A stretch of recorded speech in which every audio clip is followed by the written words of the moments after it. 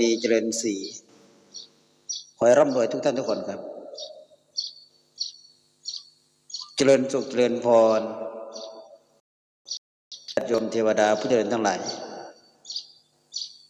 แสงมันหน่อยเด่งจะหน่อยแสงโทรศัพท์มาหน่อย ยินดีต้อนรับในช่วงเย็นๆเวลา 17:18 นาทีนะครับมีเวลาตามโอกาสตามเวลาก็มาพบปะกับญาติโยมเทวดาเพื่อนทั้งหลายนะครับเมื่อคืนนี้ก็ไล่ไปนิดนึง พอเข้ากับมีศีลมีธรรมกันอยู่แล้วล่ะสังคมในปัจจุบันในโลกนี้มันก็เป็นอย่างสี่ละโยมอยู่กับคนส่วนหลายก็ทำใจลำบากอยู่กับโลกนี้ต้องทำใจเพราะเป็นโลกมายาเป็นโลกสมมุติโลกสมมุติโลกอิจฉาโลกพยาบาทโลกอิจฉาคนอิจฉากันหลายอิจฉาเป็นหลายมีอคติต่อกันแย่งชิงกันหลายสิ่งหลายอย่างสังคมพระสังคมโยมก็คือกันบ่ต่างกันพ่อนิดเดียวความอยากเป็นใหญ่ความอยากโดดอยากเด่นความอยากโดดเด่นอยากเป็นใหญ่เป็นโตแย่งชิงกันเป็นอำนาจของกิเลสเป็นอำนาจของกิเลสอำนาจของ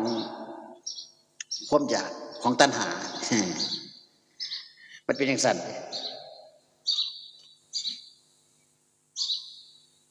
แต่ผู้มีศีลเนี่ยเขาจะไม่กล่าวล่วงบุคคลอื่นอันนี้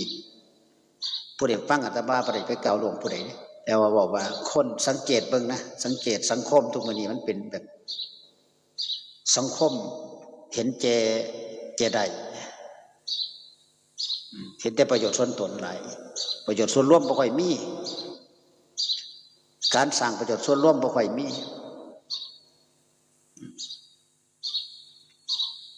บางคนเรียนอยู่แต่ว่าเรียนแต่บ่ใส่บ่เอามาใส่มันก็บ่เกิดคุณค่าของการเรียนของการศึกษาไปเรียนสูงเอาตำแหน่งบังคับคนอื่นเอาตำแหน่งมาใส่อำนาจตำแหน่งเจ้าของบังคับคนอื่นก็มีอันนี้เขาบอกว่าไร้คุณธรรมในทางพระไตรปิฎกในทางพุทธศาสนาเนี่ยเขาเรียกว่าไร้คุณธรรมอย่าไปกล่าวลงผู้อื่นว่าบ่มีความรู้อย่าไปการันตีว่าเจ้าของเก่งกว่าเขาหูกว่าเขาดีกว่าเขาเลิศกว่าเขาเนี่ยเปรียบเทียบใช่ครับผู้ที่เรียนสูงเรียนมหาประโยชน์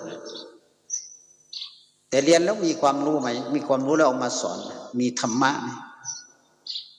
มีธรรมะให้โยมไหมข้าโยมปฏิบัติได้บ่ว่ามันเอาตำแหน่งเอายศเอา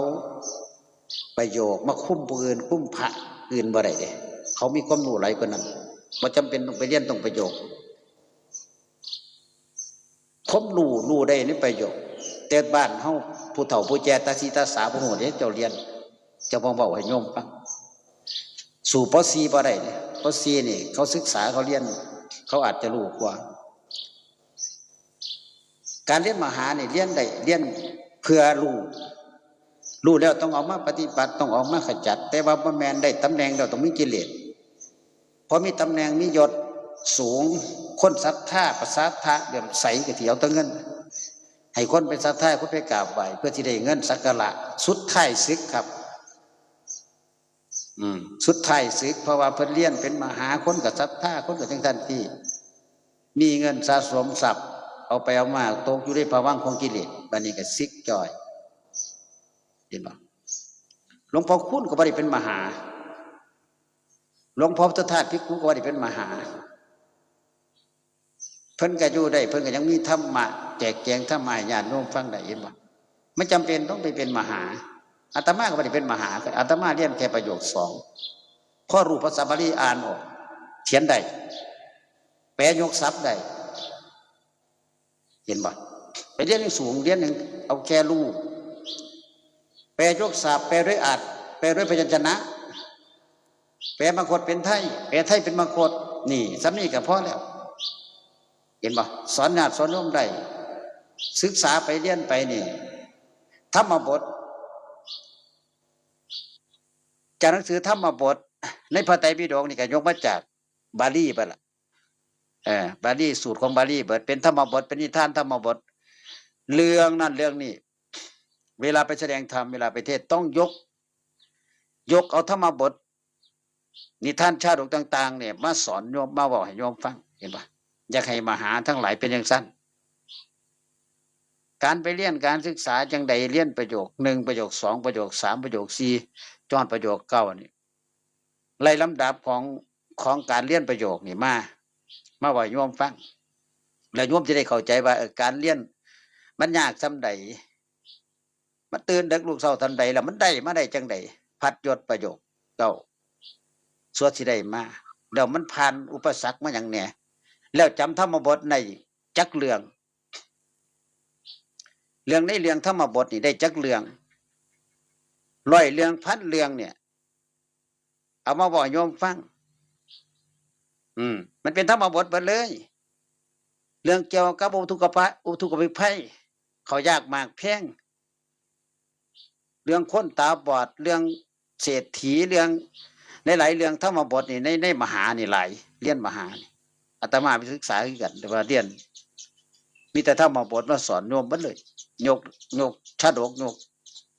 ออกมาแต่เอามาให้โยมฟังมีแต่เรื่องดีๆนะถ้าเรียนมหานี่มันได้เรื่องธรรมบทหลายนี่ท่านธรรมบทมันหลายเอามาว่าโยมฟังยกตัวอย่างเป็นอุทาหรณ์เป็นเนี่ยให้โยมฟังมันไปเรียนเพื่อที่เอาพัดจดมาโชว์มาอ้างกันนี่ว่าได้เรียนสันติเป็นมหาที่ใหญ่ตลอดบ่ได้เด้งานลาดมหานางหลังพระคู่จำไว้ไปศึกษาดีๆข้ามเข้าใกล้บ่ได้ข้ามบ่ได้ข้ามงานลาดบ่ได้งานลาดต้องเจ้าวาดผู้มีพรรษาต้องมหาพรรษาน้อยประโยชน์ก็พรรษาน้อยต้องไหวผู้มีพรรษาต้องมีเคารพในพรรษาพระพุทธเจ้าสอนแบบนั้นงานหลวงบัดมันจะมี2งานเด้งานลาดกับงานหลวงงานหลวงมหานางก่อนเข้าใจบ่งานหลวงนี่คืองานพระราชทานงานหลวงเนี่ยมหาออกก่อนเจ้าที่เป็นพระครูใดก็ตามมหาออกก่อนแต่ขันงานลาดเนี่ยมหานางหลังมหาต้องมากราบต้องมาไหว้พระครูผู้ที่มีพรรษาหรือเจ้าวาดก็ตามฉะนั้นต้องเรียงลำดับพระสงฆ์ให้ถึกนะครับขันเรียงบ่ถึกเจ้าก็เป็นอาบัติติดตนติดตัวเจ้าเป็นตราบาปไปจนตายเป็นแผลเป็นอาบัติครับเป็นชีวิตศีลครับก้าวกายผู้ที่มีพรรษามากและมีความรู้มีความสามารถพร้อมเด้บ่แม่นว่ามีพรรษาอะไรซื่อๆเด้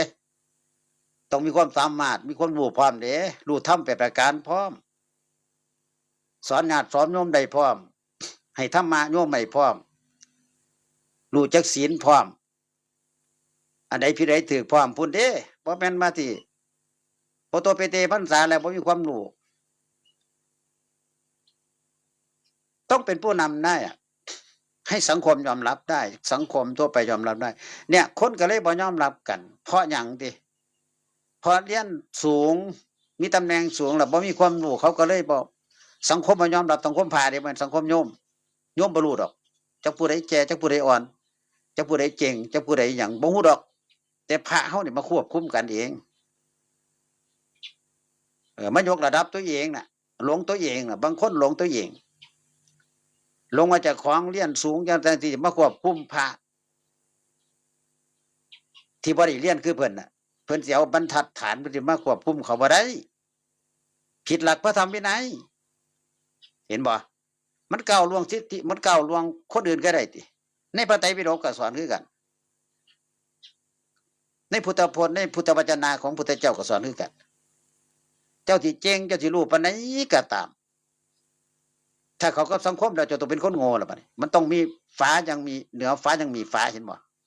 บ่แม่นว่าเจ้าของสิไปเหนือกว่าเขาเบิดในโลกบ่แม่นเด้สิไปควบคุมเขาเบิดบ่ได้ ต้องรู้จักฐานะตนเองว่ามาอย่างไงเป็นลูกผู้ใด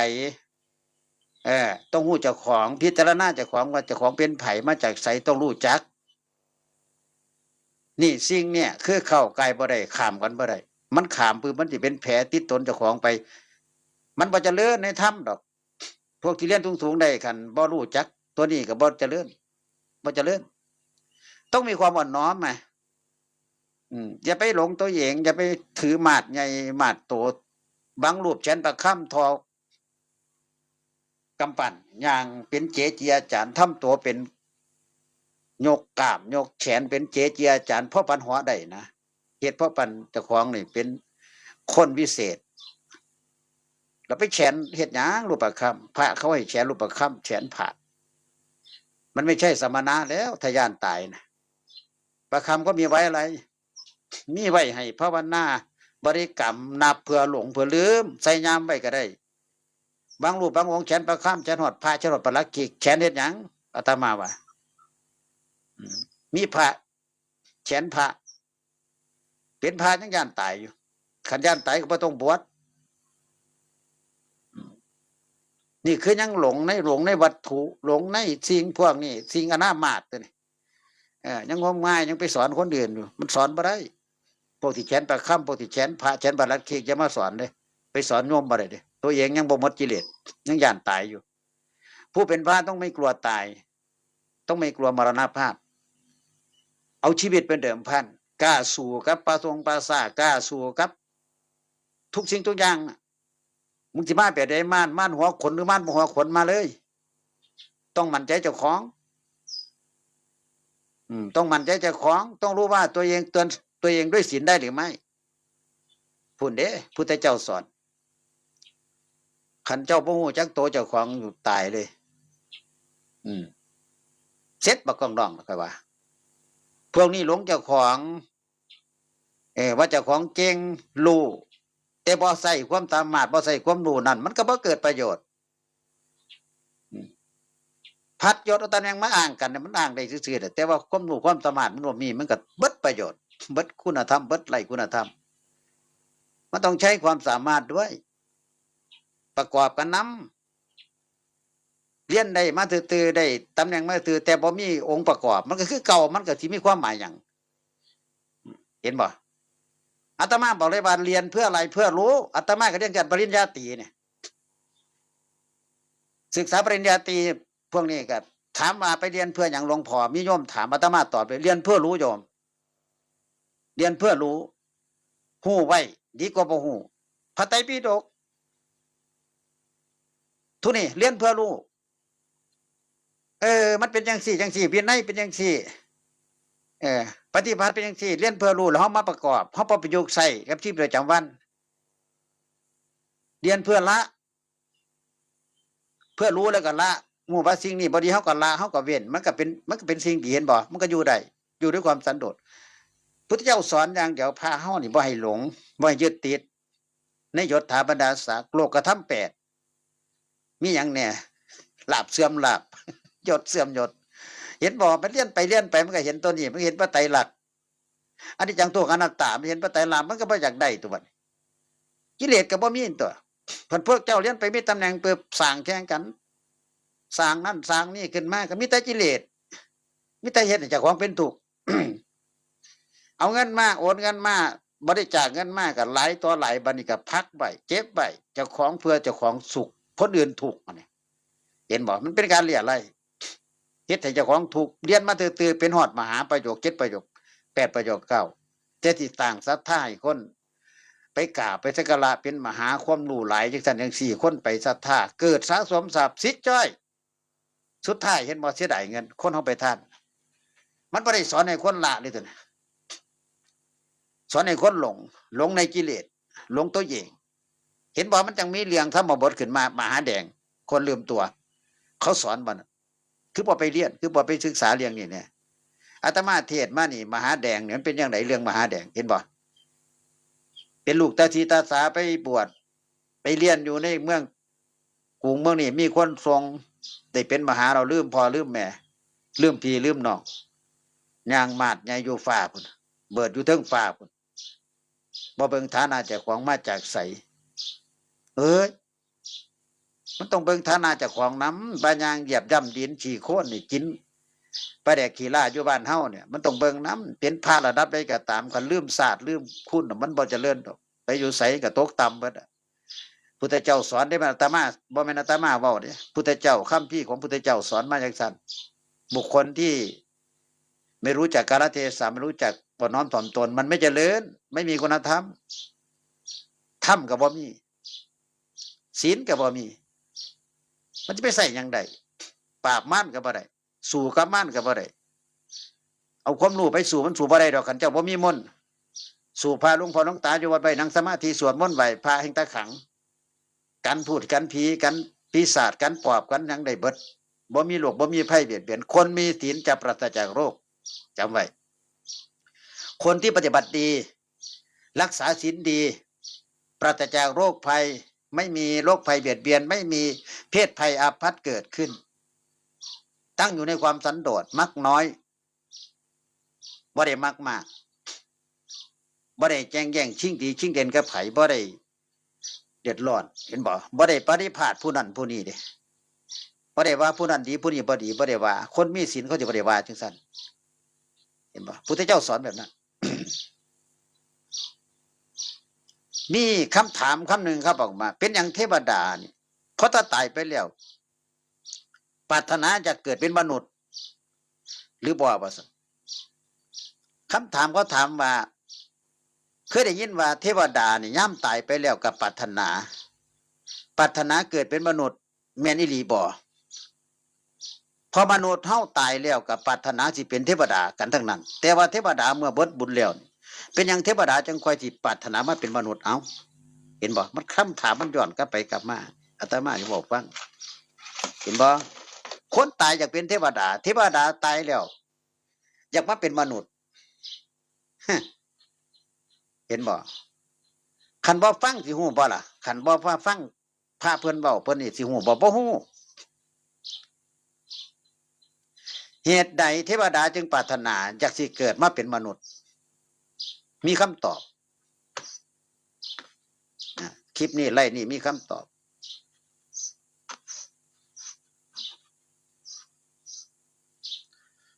โยมที่เข้ามาก็กดติดตามไว้เลยแล้วก็แชร์ไปคนละแชร์2 แชร์ก็ได้นะอาตมาไม่ได้ต้องการอะไรมากมายต้องการให้โยมมีความรู้เท่านั้นต้องการให้โยมรู้เท่าทันในศีลในธรรมเท่านั้นแหละห่างไกลจากเรื่องของความโลภห่างไกลจากเรื่องของความมีอคติห่างไกลจากเรื่องของความอิจฉาพยาบาทอาตมาขอทำนั่นล่ะขอให้ญาติโยมอยู่ในไร่นี่ได้พ้นจากวิกฤตตัวนี้ให้โยมตั้งอยู่ในความอ่อนน้อมถ่อมตนรู้จักกาลเทศะแค่นั้นล่ะบ่ไปก้าวไกลสิทธิของบุคคลอื่นบ่ไปเบียดเบียนสัตว์อื่นสินะนี่คือความปรารถนาของอาตมาที่เปิดไล่มาที่ไล่สดมานะครับบ่ได้สอนโยมว่าบ่ได้สอนพาสอนโยมว่าขึ้นมาแล้วต้องเก็บเงินต้องจังซั่นซี่เด้ให้เฮามีความพอดีนะอยู่ตั้งอยู่ในความสันโดษคือธรรมของพุทธเจ้าแค่นั้นล่ะความปรารถนาแค่นั้นล่ะเป้าหมายสูงสุดก็คือให้โยมรู้เท่าทันทุกสิ่งทุกอย่างในโลกในสังคมมันเกิดขึ้นในของเขายากหมากแพงเฮาสิเฮ็ดจังใดเฮาสิซอยกันจังใดเพราะว่าพระนี่ก็อาศัยโยมเด้บ่ได้อาศัยผู้ใดเด้มาอยู่ก็อาศัยญาติอาศัยโยมเข้าป่าหน้าน้ำทุกอย่างอาศัยญาติอาศัยโยมพระก็ต้องตั้งอยู่ในความกตัญญูรู้คุณของโยมแต่เดบัดไปปฏิพาทไปก้าวไกลโยมพุ่นน่ะพุ่นนี่ก็บ่ได้เด้ไปด่าโยมบ่ได้ไปเว้าคำจาก็บ่ได้อาตมาก็เลยให้โยมนี่เว้นจากสิ่งที่บ่ดีบ่อยากให้มีอคติบ่อยากให้มีความอิจฉาพยาบาทเห็นบ่มันก็บ่เกิดเพศภัยในชีวิตครอบครัวเฮาก็อยู่ได้สบายตอบปัญหาที่คนที่ถามมาเป็นความจริงครับพระผู้มีพระภาคเจ้าทรงแต่งเรื่องนี้ไว้ในจะวะมานาสูตรคุตกนิกายอิติวุตกะข้อ261ถึงข้อ262ในพระไตรปิฎกเพิ่นบอกว่าดูก่อนภิกษุทั้งหลายเมื่อใดย่ำใดเทวดาผู้สิจุติ จากเทพนิกายเมื่อนั้นย่ำนั้นนิมิตหาประการก็ที่เกิดขึ้นแก่เทวดานั้นแต่เด็บัดอยู่เทิงสวรรค์เด้นิมิตหาประการที่เกิดขึ้นแก่เทวดาองค์นั้นที่อยู่เทิงสวงสวรรค์ดอกไม้เหี่ยวแห้งหนึ่งผ้าที่นุ่งที่ส่งกระเสามองหนึ่งเหงื่อไหลออกจากขี้ตะแหล่หนึ่งผิวพรรณเศร้าหมองย่อมปรากฏที่กายย่อมบ่เย็นดีในที่พยาอาจของตนที่นั่งเพราะว่ามันแข็งกระด้างไปนั่งกับบ่ได้มันแข็งนี่คือบุพนิมิตหาประการเกิดขึ้นกับเทวดาที่อยู่สวรรค์เพิ่นก็เลยบอกว่าดูก่อนภิกษุทั้งหลายเทวดาทั้งหลายทราบว่าเทพบุตรนี่สิต้องเคลื่อนจากเทพนิกายนี่จากเทพนิกายเนี่ยลงไปสร้างใหม่ลงไปสร้างไปแปลงใหม่คือโลกมนุษย์เพราะว่าก่อนที่ขึ้นมาเป็นเทวดานี่ก็ต้องลงไปที่โลกมนุษย์ก่อนโลกมนุษย์เนี่ยมันมีการสร้างคุณนำบอกกศาลาสร้างพระไตรปิฎกเนี่ยคือจังเพิ่นบอกในพระไตรปิฎก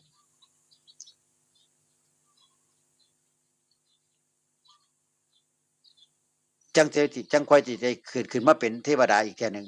คือเบิดบุญนะว่าไงว่าเบิดบุญ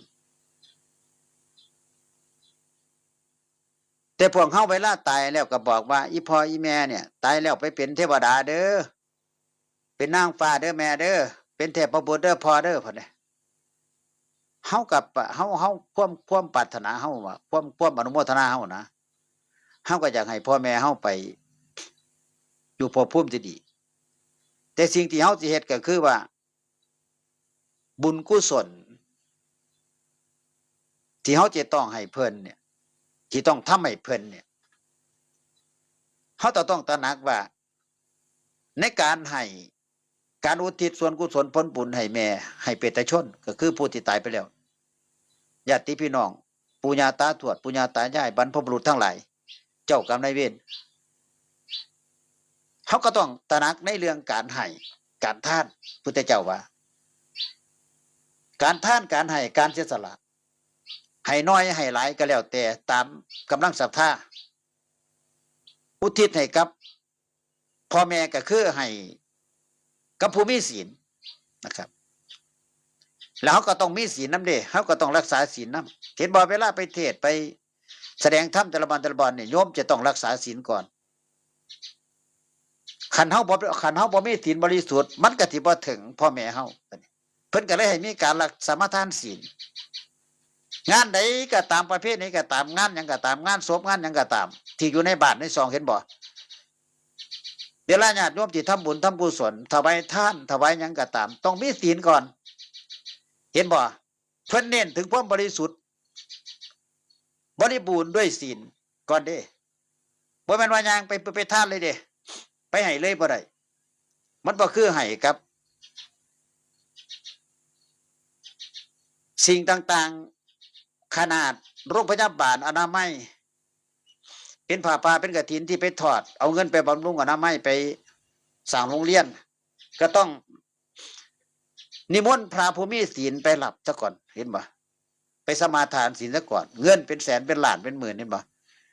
ไปสมาทานซะก่อนไปรักษาศีลซะก่อนให้มันบริสุทธิ์ซะก่อนเพราะว่าเงินได้มาด้วยความบริสุทธิ์จากญาติพี่น้องที่เสียสละมาคนละ100คนละพันคนละหมื่นคนละแสนเนี่ยมารวมกันเป็นล้านเนี่ยฉะนั้นเราต้องเอาความบริสุทธิ์ ที่มันได้มาด้วยความบริสุทธิ์เราที่จะเป็นคนทานคนให้คนสร้างคนอะไรเนี่ยก็ต้องเป็นคนบริสุทธิ์ซะก่อนเห็นบ่เพิ่นก็เลยให้รักษาศีลให้สมาทานศีลซะก่อนเพื่อความบริสุทธิ์ยุติธรรมที่จะเกิดให้แก่ผู้ที่ล่วงรับขันไปเห็นบ่เจ้าพุทธซุมื้อนี่คุมื้อนี่ทำบุญบ่ค่อยถึกบุญปานใดเห็นบ่อยากได้บุญอยู่แต่ว่าเฮ็ดบุญบ่ถึกพุทธเจ้าว่าบางคนก็เฮ็ดบุญเอาหน้าเอาดีใส่ตัวเอาชั่วใส่คนอื่นเฮ็ดบุญมันมีอยู่3แบบเด้ที่อาตมาเคยบอกฟังแบบอาบน้ำโคลน แบบอาบน้ำหอมแบบอาบน้ำธรรมดา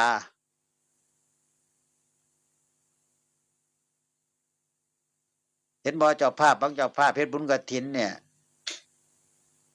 มีเงินอยู่200,000ได้เงินเข้าวัดแค่10,000เดียว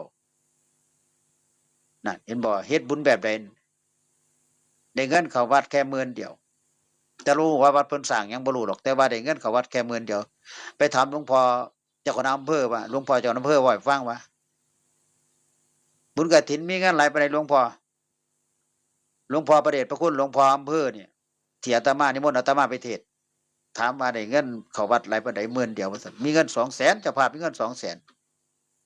อ้าวเบิดหยังแน่หลวงพ่อเอาจ้างหมอลำ100,000ซื้อกับข้าวกับน้ำซื้อเหล้าซื้อยาเลี้ยงพี่น้องเบิดอีก60,000 60,000แล้วก็ไปซื้อหยังแน่อีกเบิดอีก30,000เหลืออยู่10,000เดียวไปจ้างรถแห่อีก30,000แห่ผ้าไตรอ้อมบ้านแห่กองกฐินอ้อมบ้าน30,000เหลือ10,000 200,000พอดีเนาะเบิดพอดีว่าซั่นเห็นบ่ได้เงินเข้าวัด10,000เดียวอันนี้เขาเรียกว่าทำบุญตามเขาว่าทำบุญเอาหน้าอยากให้พี่น้องย่องย่ออยากให้พี่น้องว่าเจ้าของนี่มีว่าเจ้าของนี่มีเงินหลายแล้วแม่เจ้าของนี่ให้คนได้ย่องย่อปอปั่นคันไปถามพวกวัยรุ่นไปรวมบุญรวมทานพวกวัยรุ่นก็ที่บอกว่าโอ้ดีตัวได้กินเหล้าได้ฟ้อนรถแห่มันก็ได้ม่วนบ่ล่ะเขาก็ว่าดีคนส่วนมากก็สิไปตรงนั้นโยมคนส่วนมากก็สิไปบ่อนนั้นเพ่งไปบ่อนนั้นว่าได้กินข้าวได้ฮ้อซีนฮ้อกับข้าวกับบ้านพร้อมแฮงถึกใจคักคนซุมื้อเป็นจังซั่นก็ต้องเฮ็ดตามประเพณีคันอาตมาสิไปเว้าว่าจะไปแจกเด้อจะไป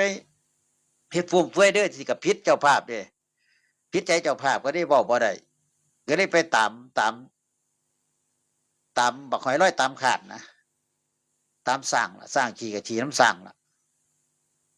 ย่างน้ำห้อยสร้างล่ะก็ไปจังซั่นมันก็เลยเป็นประเพณีมาตั้งแต่พุ่นเลยบัดนี้แก้ไขบ่ได้คนตายก็บ่แม่นตายเฉพาะคนเด้สัตว์น้อยสัตว์ใหญ่ตายเบิดปูปลาหน้าน้ำถึงไก่ถึงเป็ดถึงกาตายเบิดตายน้ำคนเจ้ากรรมนายเวรบ่แม่นตายไปเฉพาะคนตายเด้ปลาบ่พอไปซื้อมาฆ่ามาแกงเลี้ยงคนเห็นบ่แม่นตายเฉพาะคนเด้คิดดีๆเด้เจ้ากรรมนายเวรเนี่ยเฮาไปซอยบุญเนาะก็เป็นไปกินเขาเดี๋ยวบัดนี้ได้ทั้งบุญได้ทั้งบาปอยู่นํกันเป็นเจ้ากรรมนายเวรฉะนั้นถึงแม้ว่าเฮาสิทำบุญปึ๊บสิ่งที่ขาดไม่ได้เลยสิ่งที่สำคัญที่สุดที่เราขาดไม่ได้เลยกลับมาบ้านเนี่ยต้องมีการแผ่เมตตาล่ะตื่นขึ้นเช้ามาเนี่ยโยมต้องแผ่เมตตาล่ะแผ่เมตตาให้เจ้ากรรมนายเวรล่ะเจ้ากินไก่กินปลาเจ้าก็ต้องแผ่เมตตาล่ะให้เขาล่ะขอให้เจ้ากรรมนายเวรที่ข้าพเจ้ากินมื้อนี้จงไปเกิดเด้อจงเป็นสุขเด้อต้องแผ่เมตตาล่ะพุทธเจ้าเลยสอนมาให้เฮาตั้งอยู่ในพรหมวิหาร4น่ะเนี่ยเห็นบ่ให้มีเมตตากรุณาเป็นส่วนหลักเลยสำคัญเลยต้องแผ่เมตตากินหยังแน่มื้อนี้เอากินเนื้อวัวก็เป็นเจ้ากรรมนายเวรก็คือเนื้อวัวก็คือสัตว์ใหญ่สัตว์ใหญ่ก็ต้องแผ่เมตตานั่งสมาธิภาวนาให้เขาแต่ละมื้อต้องแผ่เมตตาเด้พระอยู่วัดก็แผ่เมตตาทุกมื้อเด้บ่แม่นว่ากินแล้วเอนเพลแล้วนอนเด้แผ่เมตตาให้สรรพสัตว์เด้เพราะว่าโยมใส่บาตรมาก็เป็นอาหารเป็นปลาเป็นเนื้อเป็นหยังทุกอย่างที่เฮ็ดมาใส่บาตรญาติพวกมาพระนี่ก็ต้องทำวัดสวดมนต์เจริญภาวนาแผ่เมตตาให้เจ้ากรรมนายเวรเพื่อให้โยมได้รู้บาปรู้กรรมไปนำเป็นการตัดวิบากกรรมเวรที่เฮาอยู่ทุกมื้อเห็นบ่คันเฮาไปเฮ็ดปึ๊บเฮาก็สิมีอันเป็นไปเนี่ยจักแนวโรคหยังจักว่าไข้จักว่าหนาวจักว่าโรคนั้นโรคนี้ก็สิมาเบียดเบียนคันบ่แผ่เมตตาเจ้ากรรมนายเวรเขาก็สิจองเฮาเขาก็สิดึงเฮาอยู่ตลอด เห็นบ่มันเป็นสัตว์ต้องเข้าใจเด้บ่เข้าใจบ่ได้ในหลักพุทธศาสนานั่นเพิ่นเน้นเรื่องนี่ล่ะเรื่องแผ่เมตตานี่ล่ะเจ้ากรรมนายเวรนี่ล่ะบ่ต้องไปเน้นอย่างอื่นดอกเจ้าแผ่เมตตาทุกเช้ายามเช้ายามแลงทุกมื้อนี่เดี๋ยวชีวิตก็เปลี่ยนไปชีวิตก็สิเปลี่ยนไปชีวิตจิตใจเฮาก็สิบ่คือเก่านะมันก็สิเปลี่ยนไปเปลี่ยนไปเปลี่ยนไปเปลี่ยนไปเรื่อยๆเป็นการเพิ่มบุญเพิ่มกุศลเพิ่มบารมีเสริมธรรมเสริมความรู้เสริมความเข้าใจเห็นบ่ชีวิตเฮาก็สิดีขึ้นมีความสุขขึ้นมันเป็นจังซั่นเด้พุทธเจ้าสอนแบบนั้นอาตมาเลยมาบอกสู่ฟัง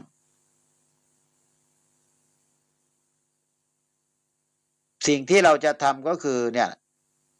ไม่เบียดเบียนไม่อิจฉาพยาบาทไม่แข่งแย่งชิงดีชิงเด่นกันบ่อยากได้จนเกินไปนะเหตุงานยังก็ตามสิ่งใดก็ตามเกิดขึ้นมานี่มีแต่ความอยากมีแต่เป็นตัณหาจัดงานยังก็ตามขึ้นมาจัดโดยความบริสุทธิ์บ่ได้ต้องมีการไปร่วมบุญต้องมีการไปบริจาคต้องมีการไปนั่นแต่ว่าคนที่ไปทำแล้วก็สบายใจก็ทำไปแต่ผู้ที่จัดงานเนี่ยต้องไปเรียนไล่ต้องไปขอไปบอกบุญเนี่ยมีซ่องเป็นอย่างมากปึ๊บมาใจก็ต้องใส่ผู้ที่ถือซ่องเนี่ยผู้ที่ถือเชิญไปงานเนี่ยต้องใส่เด้ขันบ่ใส่ก็บ่คือตอนเพิ่นเป็นงานเพิ่นบวชลูกเขาก็ต้องไปซอยเพิ่น200เวลาลูกเพิ่นบวชเขาก็ต้องไปซอยเพิ่นอีกเวลาเฮาบวชเขาก็มาซอยเฮา200เขียนไว้มันเป็นวัฏจักรของสังคมยุคนี้ไก่มาหมูไปหมูมาไก่ไปสินะมันก็ได้แจ้ตัวนี้บ่ได้คันที่บ่ซอยมันก็บ่คือเหมือนอายเพิ่นประกาศโป้งแม่ขอแม่ง้อแม่ข้อประกาศชื่อเสียงออกเป็นเจ้าภาพนั่นเจ้าภาพนี่อยู่บ่ได้คนที่บ่มีสื่อนั่นมันเป็นวัฏจักรเป็นสังคมที่ว่าดึงคนเข้าไปเพื่อที่จะได้ทรัพย์จัดงานยังก็ตามเด้อคันมีการบริจาคมีการเรียไล่มีการที่ว่าเสียเงินนั่นคือการหาจัดงานหาเงินถามว่าบุญอยู่บ้านใดบัดคันไปจัดแบบนั้นบุญอยู่บ้านไหนบุญเกิดขึ้นบ้านใดบุญมันเกิดขึ้นในส่วนใดส่วนที่ว่าเขาไปทานแล้วเขามีความสุขสบายใจเฮ็ดแล้วมีความสุขนั่นบุญมันเกิดขึ้นบนที่ว่าได้ทานได้บริจาคเนาะผู้เฒ่าผู้แก่ก็ชอบทานได้เงินมากก็ไปใช้ไปบริจาคไปบูชานั่นนี่เนี่ยผู้เฒ่าก็สบายใจเป็นการเสียสละตั้งอยู่ในพุทธศาสนาเก่าอยู่ในคำสอนพุทธเจ้าครับทานนั่นแหละท่านแปลว่าเป็นการให้ขึ้นเขาบุญได้เพราะการให้บุญเกิดเพราะบุญเกิดขึ้นเพราะการให้แล้วได้บุญพุทธเจ้าสอนถืออยู่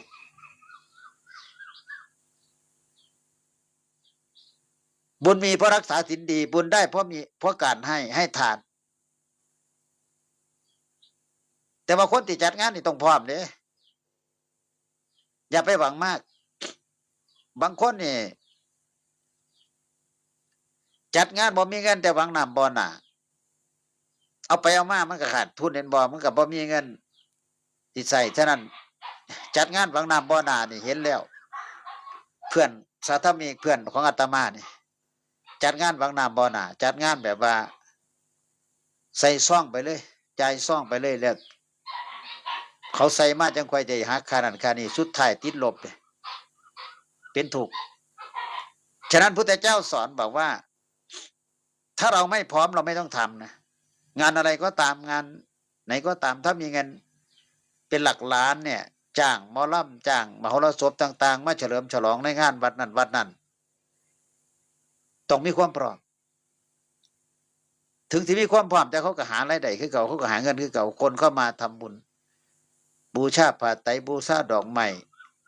ไหว้พระเจดีย์ไหว้พระเจ็ดแก้วจุฬามณียังสร้างไว้จังซั่น สักการะบูชาแต่เพื่อเอาเงินพวกนั้นไปสมทบได้ทุนต่อไปจัดปีต่อไปเขาก็คิดจังซี่คณะกรรมการวัดคิดจังซี่จัดงานขึ้นก็ต้องมีการได้เงินสิมาส่วนใดแน่คุณหญิงคุณนายพอเศรษฐีแม่เศรษฐีเข้ามาร่วมบริจาคร่วมทานก็ต้องเอาเงินส่วนนั้นเก็บเป็นหลักฐานไว้แต่จัดต่อไปเป็นจังซี่ตลอดวัดใดก็คือกันแต่ในทางพุทธศาสนาพระพุทธเจ้าบอกว่าถ้าไม่พร้อมไม่ต้องทำต้องมีความพร้อมทั้งคนพร้อมทั้งปัจจัยสี่ทุกอย่างที่จะให้แจกขันบุญแจกเขาเนี่ยโยมต้องพร้อมเด้พร้อมที่ให้เด้พร้อมที่ให้ญาติโยมมาร่วมโมทนาบุญมาร่วมบุญได้พร้อมที่ให้เด้นั่นคือความพร้อมของโยมผู้เป็นเจ้าภาพมันต่ออันนั้นเฮ็ดถูกอยู่แต่ถ้าเราไม่มีความพร้อมเนี่ยมันก็จะทำให้เราเป็นทุกข์พุทธเจ้าว่าเฮ็ดให้เราเป็นทุกข์ฉะนั้นให้มีความพร้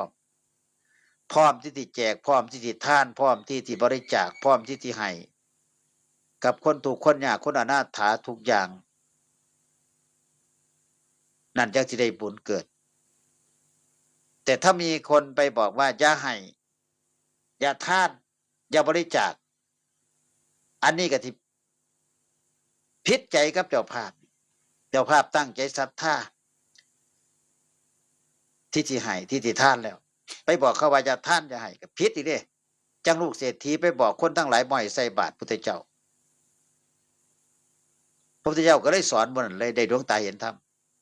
ลูกเศรษฐีเป็นคนที่พ่อแม่สอนมาแต่น้อยพ่อบอกว่าอย่าใส่เงินฟุ่มเฟือยเด้อลูกเด้อเฮาเป็นเศรษฐีนี่ประหยัดคันเห็นพาบิณฑบาตเห็นพามาเรียไล่เงินก็บ่ต้องให้ดอกสอนลูกไว้เห็นคนทั้งหลายในตลาดไปเที่ยวกับหมู่กับพวก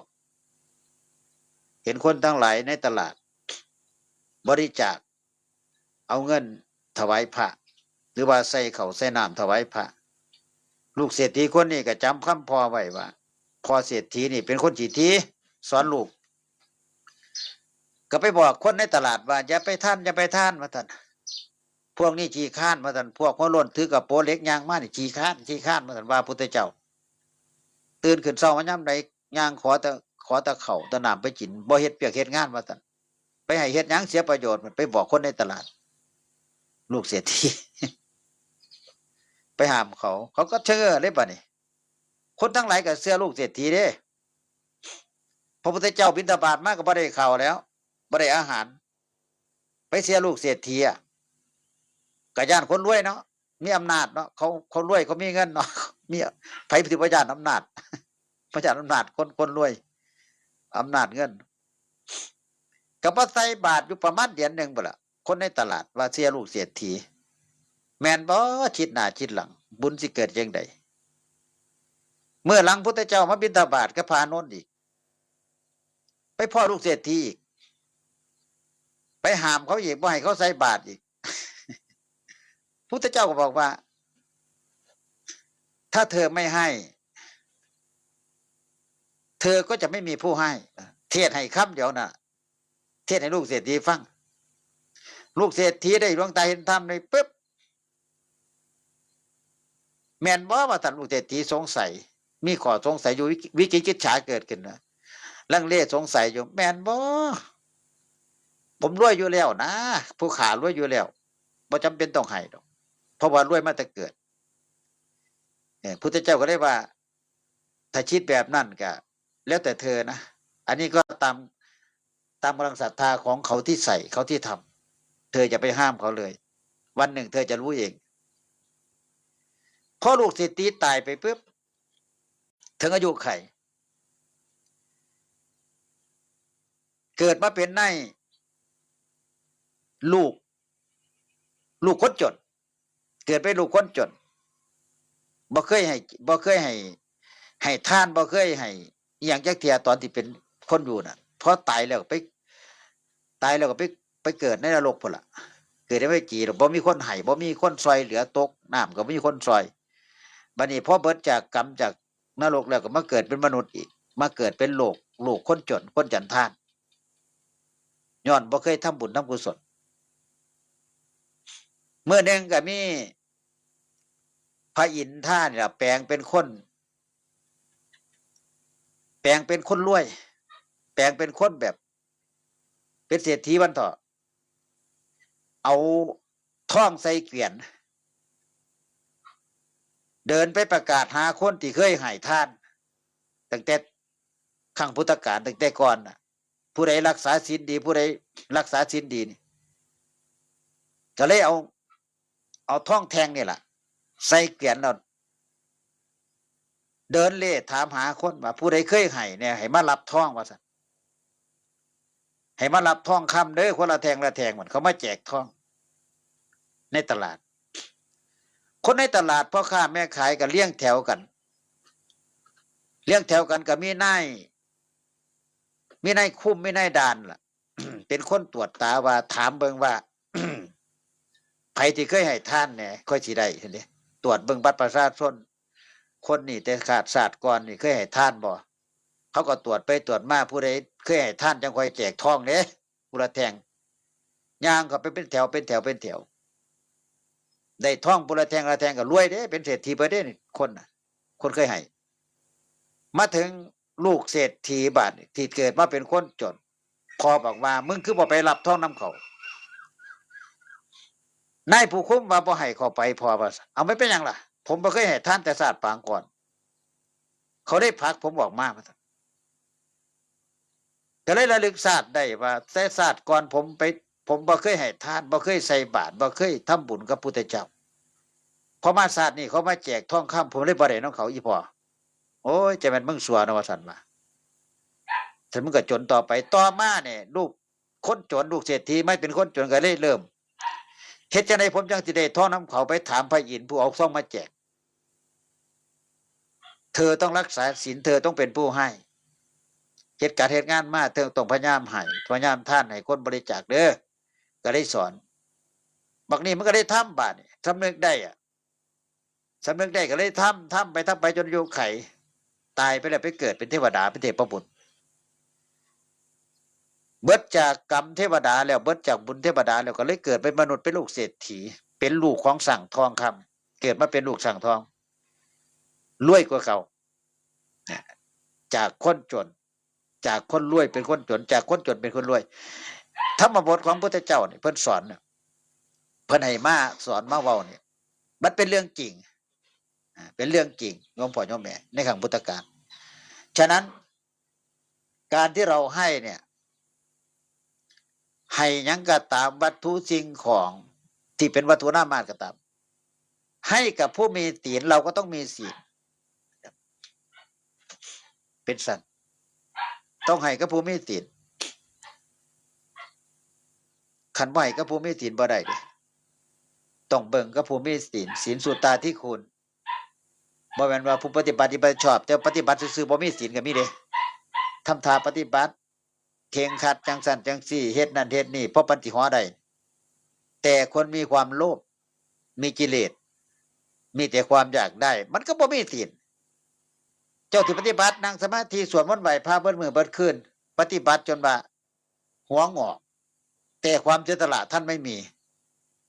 มิแต่คิดสิได้อย่างเดียวสร้างเพื่อปฏิบัติเพื่อให้คนศรัทธาเพื่อให้คนมากราบมาไหว้มาเอาเงินมาให้อันนั้นมันไม่ใช่บ่แม่นภูมิศีลบอกไว้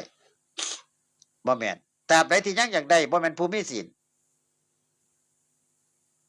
เฮ็ดให้คนอื่นศรัทธาเฮ็ดให้คนอื่นมาอ่อนน้อมถ่อมตนมาสักการะบูชาเอาเงินมาให้มาซอยสั่งนั่นสั่งนี่ไม่ใช่มันตั้งอยู่ในกิเลสยังความอยากได้ตัดกิเลสบ่ได้คนที่ปฏิบัติคนที่มีศีลจริงเขาจะไม่อยากได้สิ่งเป็นวัตถุนามธทุกอย่างเพราะว่าถ้าเจ้าสิสร้างหยังก็ตามล่ะเขาที่บ่อยากสร้างเขาที่บ่อยากเฮ็ดเพราะว่ามันไม่ใช่หน้าที่ของสงฆ์ไม่ใช่หน้าที่ของพระผู้ปฏิบัติผู้ปฏิบัติที่บ่ไปสร้างนั่นสร้างนี่เด้ที่บ่ไปสร้างโบสถ์สร้างศาลาแข่งกันเด้อันนั้นบ่เป็นนักปฏิบัตินั่นเป็นนักพัฒนา เป็นพระนักพัฒนาตัวนั้นพัฒนาแบบเจ้าของไม่ถูกไม่กิเลสพัฒนาแบบเจ้าของเป็นทุกข์เอาถั่วสร้างบทราคา10 ล้านเจ้าก็เป็นทุกข์10 ล้านไผเสียเงินมาให้เจ้าก็ดิ้นรนอยู่ซั่นล่ะดิ้นรนซ้ำปลาถึงน้ำร้อนล่ะเป็นทุกข์แล้วนอนว่าเป็นสุขล่ะยามไหนสิแล้วตัวที่แล้วโอ้ยตั้งเสาเอกเสาโทขึ้นแล้วเฮ็ดให้น้อสิมีเจ้าภาพเอานอนได้บัดนี้นอนบ่หลับเขาเรียกว่านอนไม่เป็นสุขหลับไม่เป็นสุขเห็นป่ะมันไปถูกเพราะเสาศาลาเสาโบสถ์เสาวิหารเห็นบ่มันบ่มีคนมาซอยคนก็บ่มีเงินยิ่งเศรษฐกิจทุกมื้อเนี่ยเว้ยตายเลยฉะนั้นเราต้องรอวันเวลาค่อยเป็นค่อยไปเปิดมีเศรษฐีเพิ่นมาเห็นไปเบิ่งไปชมแล้วไม่เห็นแล้วเพิ่นเกิดศรัทธาเพิ่นอยากสิสร้างโอ้ยนั่นสบายเลยบัดบ่ต้องเดือดร้อนเลยเฮาบัดพระมีหน้าที่อะไรครับมีหน้าที่ดูแลเสนาสนะเห็นบ่คำเนี่ยนี่คือกิจของสงฆ์โยมมีหน้าที่อะไรครับโยมมีหน้าที่บริจาคมีทานเพราะเราอาศัยโยมแต่เราไปออกปากไม่ได้ไปเรียอะไรไปขอเขาไม่ได้พุทธเจ้าสอนโยมสิสั่งนั่นสั่งนี้เด้อซอยนี่เด้อไปไม่ได้พระไปพูดแบบนี้ไม่ได้มันผิดหลักพระธรรมวินัยสิไปบอกคนนั้นคนนี้มาซอยสั่งนี่เด้ออันนั้นนี่ผิดเจ้าสิเรียนมาสูงปานใดเจ้าก็ผิดเรียนระดับไหนก็ผิดเปิดคันไปออกปากขอโยมเนี่ยมันออกปากไม่ได้มันแล้วแต่ศรัทธาประสาทาของเขาที่เขาเหลื่อมใสเห็นบ่นางวิสาขาเห็นบ่นางวิสาขาไปถวายภัตตาหารที่วัดเป็นวัดป่าเห็นพระภิกษุสงฆ์ธรรมเนียนอยู่ลำบากอาบน้ำตากฝนเปื่อยกายอาบน้ำกับพองบ่มีหอดผ้าที่นุ่งไปเห็นเกิดศรัทธาเกิดความเลื่อมใสเกิดความสงสารขึ้นมาทันทีนางวิสาขาเห็นบ่มหาบาสิกาเขาฟ้องพุทธเจ้าเลยทำไมพระภิกษุถึงเปื่อยกายอาบน้ำฝนเวลาฝนตกเจ้าค่ะก็ไม่มีผ้าไงโยมไม่มีผ้าบอกนางวิสาขาไม่มีผ้าไม่มีคนทำให้พระก็อยู่อย่างนี้แหละพุทธเจ้าบอกการถวายผ้านี่ผู้หญิงถวายได้ไหมเจ้าค่ะนางวิสาขาท่านพุทธเจ้าพุทธเจ้าบอกว่าได้ไม่เรียกเพศเรียกวัยการทำบุญน่ะการถวายผ้านางวิสาขาก็เลยตั้งปณิธานขึ้นมาในตอนที่ขอพรรษาเนี่ยผ้าจำนำพรรษาตั้งขึ้นมาก็เลยซื้อไปถวายผ้าขาวผ้าสบงทงจีบอนไปให้ผ้าได้เปลี่ยนอาบน้ำนุ่งอาบน้ำไว้ให้เปื่อยกายเป็นอาบัติเป็นทุกข์กฎนางวิสาขาก็เลยเป็นผู้แรกซื้อผ้าจำนำพรรษาหรือผ้าอาบน้ำฝนเนี่ยให้พระแต่งตั้งพุทธกาลมาพุทธเจ้าก็เลยแต่งตั้งให้นางวิสาขาเป็นมหาบาสิกาคนแรกของโลกเห็นปะต่อมาไปเห็นพาอีกบ่มีบ่อนนอนบัดนอนอยู่ในโค่นต้นไม้นอนอยู่ใต้เดินดินเดินหญ้ากินกลางดินนอนกลางดินกินกลางทรายอีกเห็นความลำบากอีกก็เลยถามพุทธเจ้าดิฉันจะสร้างกุฏิหลังเล็กๆให้กับพระทั้งหมด500 รูปได้ไหมเจ้าค่ะได้นะพุทธเจ้าบอกว่าได้แล้วแต่ศรัทธานางวิสาขากลับมาปรึกษาพวกขาดทาสท่าสีบริวารเพราะว่าในช่วงนั้นนางวิสาขาเป็นเมียของพระเจ้าปัสเสนทิโกศลเป็นพระราชาพระเจ้าปัสเสนทิโกศลเป็นพระราชานางวิสาขาเป็นภรรยาเป็นเทวีเป็นมหาเทวีมหาบาสิกา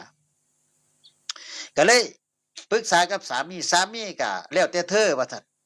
สามีว่าแล้วแต่เธอเด้อแล้วแต่มเหสีเพราะว่าสามียังบ่ทันเห็นธรรมนะก็เลยเอิ้นพวกอำมาตย์ท่าสีท่าสาพวกคนรับใส่ของนางวิสาขานี่ประมาณ500 กว่าคนปรึกษาหารือพวกเธอทั้งหลายเนี่ยให้สามีพวกเธอเนี่ยไปตัดไม้เดี๋ยวจะพาสร้างกุฏิให้พระสงฆ์ที่อยู่ในวัดเชตวันเราเนี่ยไม่มีที่อยู่เนี่ยไปสร้างวัดอยู่ในป่าเนี่ยได้ไหม ก็บ่กล้าขัดเจ้านายแล้วพวกนางทาสท่าสีท่าสาก็บ่กล้าขัดเจ้านายก็สั่งให้ผัวไปตัดไม้ตัดหยังเฮ็ดกุฏิ500หลังถวายสร้างถวายตั้งแต่พุ่นมาก็เลยมีการสร้างวัดสร้างหยังมาอาศัยญาติโยมปัจจัย4แล้วก็ทำบุญเลี้ยงพระก็เรื่อยมาจนกระทั่งว่านางวิสาขาไปฟังเทศน์ฟังธรรมได้ดวงตาเห็นธรรมจนกระทั่งขอบวชสละเห็นได้ดวงตาเห็นธรรมนั่นก็คือสละทรัพย์สละตำแหน่งที่เป็นมเหสีนี่ออกบวชไปบอกสวามีว่าพระสวามีเจ้าค่ะดิฉันจะขอบวชนะอ้าวแล้วสมบัติพระราชทานต่างๆจะให้ใครให้อำมาตย์ยกให้อำมาตย์ฝ่ายซ้ายฝ่ายขวาเบิดเลยเสียสละทรัพย์เข้าไปบวชเป็นภิกษุณีในดวงตาเห็นธรรมนักวิสาขาได้ดวงตาเห็นธรรมก็ตั้งขึ้นเป็นภิกษุณีวิสาขามหาบาสิกาเป็นผู้รู้ราตรีแรกในครั้งพุทธกาลแล้วก็ออกไปเผยแผ่ธรรมแล้วก็ขยายไปเรื่อยๆจนกระทั่งนางท่าสีเนี่ยไปเห็นเจ้านายบวชอยู่บ่ได้ไปฟังธรรมแล้วจากเจ้านายเทศน์ให้ฟังถูกแรงอยู่บ่ได้ลาผัวอีกบัดนี้พวกท่าสี500คนลาลูกลาผัวถิ่มทรัพย์สมบัติไปบวชอยู่กับเจ้านายอยู่กับนางวิสาขาอีกขยายไปอีก500คนเพิ่มไปอีกจำนวน500คนนางท่าสีไปเผยแผ่ธรรมต่างลัทธิต่างๆตามที่ต่างๆพวกหมู่นั้นสละทรัพย์สมบัติออกมาบวชเป็นแสนเป็นหมื่นเป็นพันแตกขยายออกไปเรื่อยๆเผยธรรมะไปเรื่อยๆจนกระทั่งพุทธศาสนามันก็ได้เข้มแข็งขึ้นคนก็เลยบวชหลายขึ้นในครั้งพุทธกาลนี่คืออานิสงส์ของการที่สร้างแล้วก็เห็นธรรมแล้วก็บวชในพุทธศาสนาเป็นคนแรกนางวิสาขาหมาปัสสิกาอาตมาก็ศึกษามากกับเรียนอ่านในพระไตรปิฎกโอ้ฟังก็คู่ที่เป็นจังซั่นอยากให้เฮาตั้งอยู่แบบนั้นพระเฮาก็คันไปว่าคันสิเอาครั้งพุทธกาลบ่ได้สร้างบ่ได้เฮ็ดจักเที่ยดอกคันสิเอาแบบครั้งพุทธกาลในพระไตรปิฎกนั่นสิไปเอาแบบนั้นมันบ่ได้เฮ็ดดอกก็สิมีดราม่ามาว่าอาตมาเด้เขาต้องสร้างก็ต้องเฮ็ดตัวในโลกในปัจจุบันก็ต้องใช้เงินใช้หยังสินะเขาก็ถือว่าจังซั่นล่ะแต่ว่าคันว่าตามหลักพระธรรมวินัยก็คือพระสงฆ์เฮาก็เป็นผู้นิ่งเป็นผู้บ่ไปสร้างบ่ไปดิ้นรนแบบนั้นนะก็เอามาใช้แน่นล่ะคันมันมีนะก็บ่อยากเป็นทุกข์เนาะก็บ่เป็นหยังผู้ใดอยากเป็นทุกข์ก็เฮ็ดไปสร้างพญานาคสร้างพระศิวลีสร้างศาลเจ้าพ่อนั่นเจ้าพ่อนี่ก็แล้วแต่พระคุณเจ้านะครับแล้วแต่อันนี้ห้ามกันบ่ได้ผู้ใดอยากเป็นทุกข์ก็หรือว่าเฮ็ดแล้วมันมีสุขก็เฮ็ดไปขอเงินโยมแล้วเรียอะไรโยมแล้วมาสร้างมันเป็นสุขก็เฮ็ดไปบ่ได้ว่ากันนะครับบ่ได้ว่ากันแต่สำหรับอาตมานี่สำหรับกับผมนี่บอกว่าเป็นทุกข์บ่เฮ็ดบ่ไปทางนั้น บ่ไปแน่นอนคือหลวงพ่อคือบ่สร้างนั้นสร้างนี้อ้าวคันมีโยมมาถามนะอาตมาสิบอกว่าโยมอยากสร้างหยังอยากเฮ็ดหยังเบิ่งสถานที่เอาในวัดเอาโยมเฮ็ดเลยแต่ที่ให้อาตมาไปเป็นเบี้ยล่างเป็นแพะรับบาปนี่บ่ไปเด้ที่บอกอาตมาไปขอนั่นแน่ขอนั่นไปคือบ่ไปขอเท่าแก่นั่นคือไปขอเท่านี้มาสร้างแน่หลวงพ่อคืออยู่ซื่อๆแท้บ่ไปถ้าเบิ่งว่ามันสิผิดกฎหมายผิดตัวใดไผสิมาบังคับอาตมาไปขอเงินผ้าป่าขอเงินหลวงหลานมาเฮ็ดมานั่นถ้าเบิ่งมันสิผิดกฎหมายข้อใดซั่นเด้มาตราเท่าใดมันสิจับศึกได้บ่ซั่นเด้อาตมาบ่ไปในจุดนี้คันโยมอยากสร้างโยมก็มาสร้างโยมจะไปเรียนไรโยมก็ไปเรียนไรเอาพระอื่นไปยกเว้นอาตมาจะบอกสินะยกเว้นอาตมาใช้พาไปเรียนไรใช้พาไปประกาศขอเงินโยมบ่ไปจังได๋ก็บ่ไปถึงหลักถึงแก่ก็บ่ไปขออาตมาคิดว่ามันอยู่จังได๋ก็อยู่ได้มันบ่ได้จำเป็นวัดว่าอารามวัตถุสิ่งของถาวรทุกอย่างที่เกิดขึ้นมาได้เพราะญาติโยมมันบ่ได้ไปพระบ่ได้ไปเดือดร้อนบ่ได้ไปคือพวกที่สร้างนี่อยากให้เขาอยากสร้างบารมีเจ้าของว่าบวชมาแล้วได้สร้างนั่นสร้างนี่ทั้งที่มันเงินเจ้าของเขาเรียกว่าหลง หลงในทรัพย์ของคนอื่นเขาถวายมากกับเป็นเงินเขาเด้ถึงที่สุดที่นั่งก็ตามบริสุทธิ์ก็ตามบ่เป็นเงินพระบวชมาไม่มีเงินพระบวชมาไม่มีเงินไม่มีทรัพย์ไม่มีเป็นของตัวเองนี่ยังก็ตามเราบวชมามีอะไรบ้างรองเท้าหนึ่งกางห่มหนึ่งบาทหนึ่งจีวรหนึ่งนอนบ่มีครับพอบวชมาแล้วเป็นจังมีบาทนี่กับพ่อเนี่ยบวชมาแล้วเป็นจังมีบาทกับพ่อเนี่ยพอมันบ่ได้ปฏิบัติตั้งอยู่ในกิเลสมันก็สะสมทรัพย์ก็ซื้อนั่นซื้อนี่จากได้อย่างนี้ซื้อเข้ามาเป็นของเจ้าของยึดมั่นถือมั่นตัวบัดนี้ทุกข์ว่าบัดนี้ทุกข์ซื้อหน้าก็เป็นทุกข์ซื้อง่วยพี่น้องก็เป็นทุกข์เฮ็ดจังได๋เนาะสิมีเงินซื้อง่วซื้อรถให้พี่ให้น้องได้ขี่ปวดมาสะสมเงินเป็นทุกข์พระเป็นทุกข์โยมได้สบายพี่ชายเป็นพระพี่ข่อยเป็นพระได้เงินมาสงเคราะห์ญาติทันทีเอาได้บ่ไปตรงนั้นมันก็เลยเป็นถูกบัดนี้ผู้เป็นผู้ยอดก็เลยเป็นถูกนอนก็เป็นสุขหลับก็เป็นสุขทั้งที่บวชเข้ามาแทนที่ปฏิบัติขัดเกลากิเลสขัดเกลาความบ่อยากได้สละความบ่อยากได้กลับมาจากใดหลวงพ่อหลวงตาบวชมาคือกันแห้งแต่อยากได้ตาเขาแห้งขายเลี้ยงไก่ขายเลี้ยงหมูขายเต็มไปเบิดทั่วประเทศถึงวัดทั้งว่าไปเบิ่งหลายๆบ่อนหลายๆที่ก็ไปเก้าใกล้เพิ่นบ่ได้ดอกเพิ่นบวชมาเพิ่นก็แล้วแต่เพิ่นผู้ลางคนก็ว่าเอาสร้างเพิ่นเถาะต่างคนต่างอยู่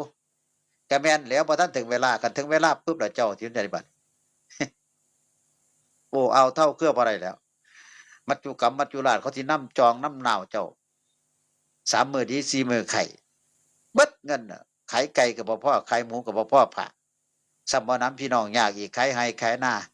ขายข้าวขายน้ำไปรักษาอีก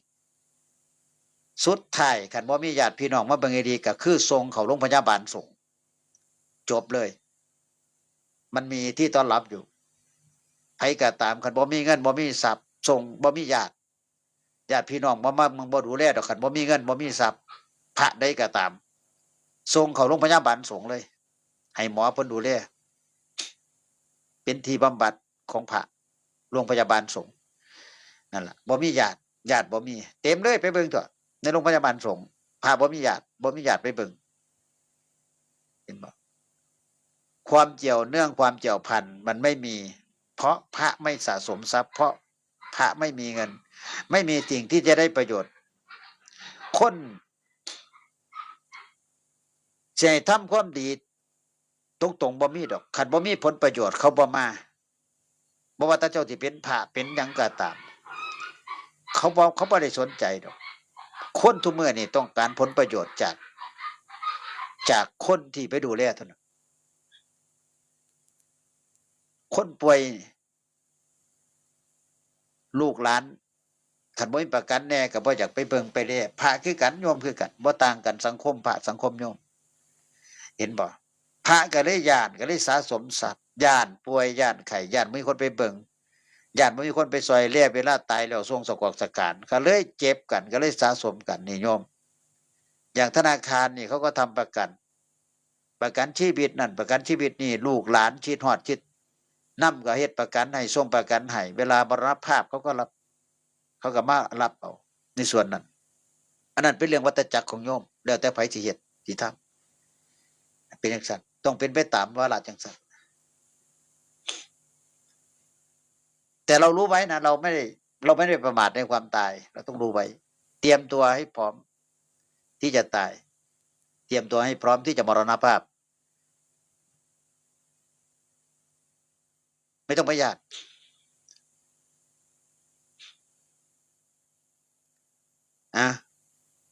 วันนี้ก็มาพูด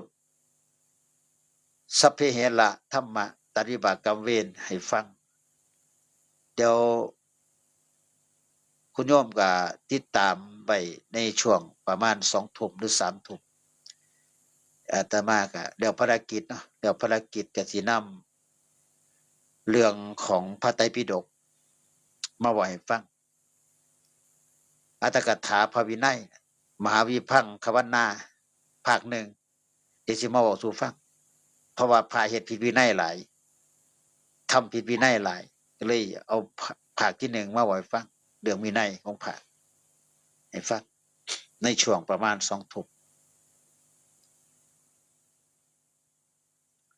คนที่ไม่หลีกเราก็หลีกอันนี้คือความหมายเด้อคือปริศนาธรรมย่างไปนำทางขันมันบ่หลีกเฮาก็หลีกมันคนพวกนี้สิบ่หลีกคนพวกคนพาลคนอิจฉาพยาบาทคนโกงคนมีอคติถ้าเดินไปปึ๊บเขาเรียกว่าพวกนี้เป็นลูกศิษย์ของพญามารบ่มีศีลมีธรรมย่างไปขันบ่หลีกเขาก็ต้องหลีกบ่ต้องไปชนมันบ่ต้องไปไก่มันนี่คือความหมายปริศนาธรรมโยมฟังเอาเดี๋ยวสิแจ้งเองเดี๋ยวสิฮู้เองเดินไปถ้ามันไม่หลีกเราก็หลีกมันสิเป็นสุนัขเป็นไก่เป็นอิหยังก็ตามสัตว์เดรัจฉานอยู่กลางทางเฮาเดินไปย่างไปคันมันบ่หลีกเฮาก็หลีกมันก็จบค่อยเบิ่งว่ามันสิโง่กัดมาบ่มันสิโง่มากัดเฮาบ่ย่างไปพ่องูอยู่กลางทางแต่มันบ่ยอมหลีก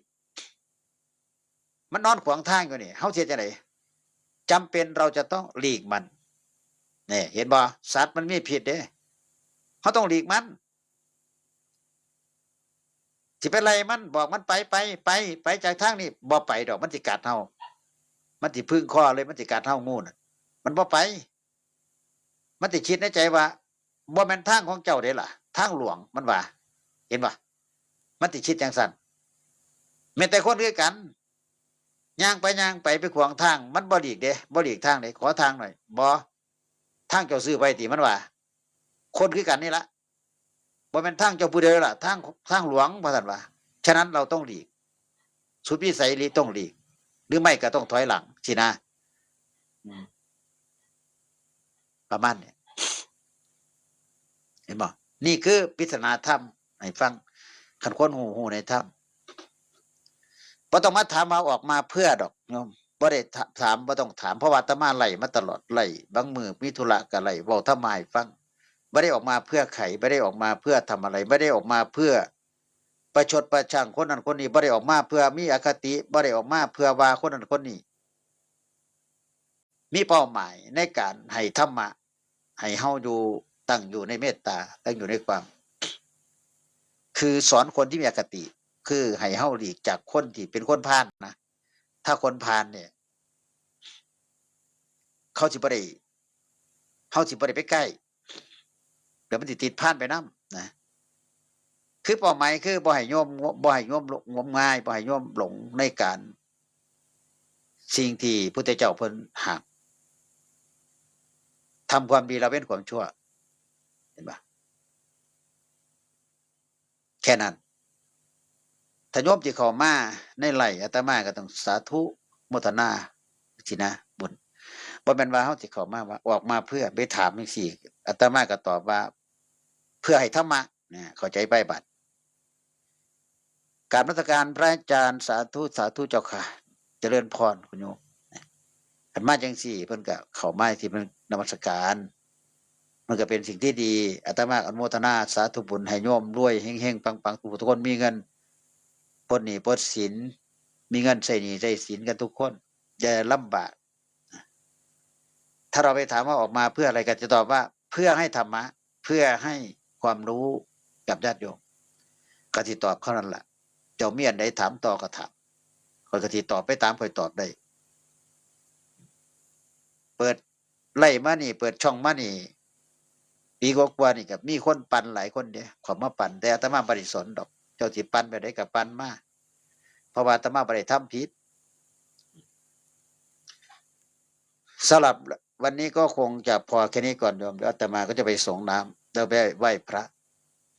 ไหว้พระเสร็จแล้วค่อยมา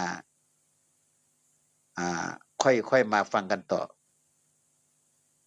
ไล่กี่โมงเจ้าค่ะโอ้อันนี้ยังไม่ถึงชั่วโมงหรอกประมาณสักครึ่งชั่วโมงหรอมั้งเนี่ยไล่มา